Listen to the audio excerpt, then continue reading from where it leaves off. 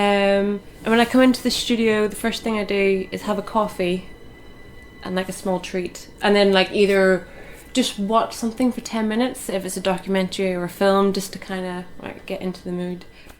I kind of use my studio as a thinking space. So because I do photography, I shoot a lot off-site in a different studio, and it's a lot of room setups, and they're kind of fictional setups.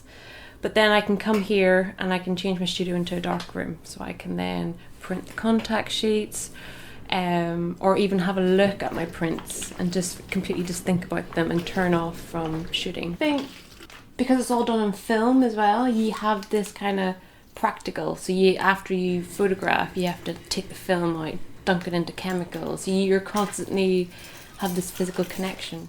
I then read a lot, and also just read, research, and print. Even though I do photography, a lot of people do documentary or do portraiture. But for me, I kind of do these room setups as a way of just kind of expanding my thoughts or ideas. So with my creating my own worlds, I almost love it because there is no people, or it's kind of the absence of people. So in the setups, there'll be half-drunken coffee or there'll be cigarette butts, and there's this feel of presence, but there isn't actually any humans in it, and I love that.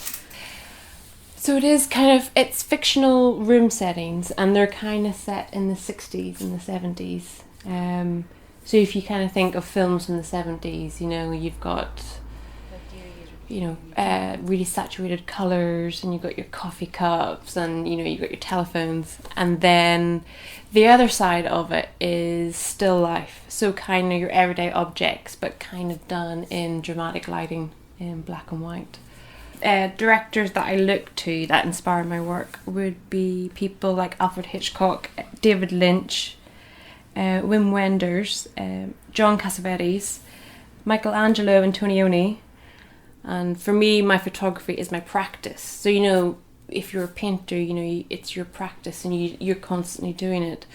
Where photography, it's kind of seen as, a photographer has different projects. Where I don't do that. So for me, it's my practice. So it's kind of me playing out my ideas, and then that could last for years. There's not a deadline to it. So I just kind of keep expanding it. I did fine art painting in my first degree, my BA degree, and it was during the second year I started developing my own photographs, and I just fell in love with analog. I'm Samantha Johnston, and I'm a photographer.